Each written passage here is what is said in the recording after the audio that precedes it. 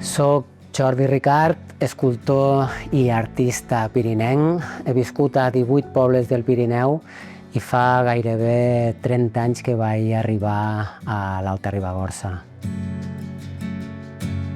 Em va interessar sempre per la manera tradicional de treballar la fusta al Pirineu i de l'art que generava en aquesta zona.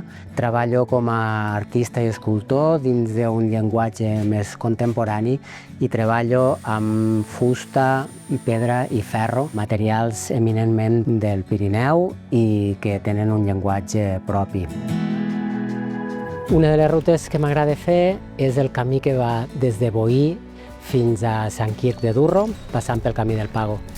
És un camí on podrem veure tant la tradició en la construcció i el treball de la fusta i la pedra d'aquests pobles, com tindre una vista privilegiada de tota la vall de Boí i l'entrada del Parc Nacional.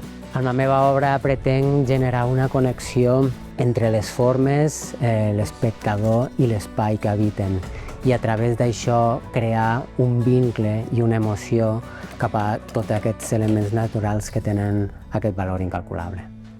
Aquest és un passeig meravellós per connectar amb aquest fantàstic territori i la seva natura. Descobrís l'Alta Ribagorça, un país per caminar.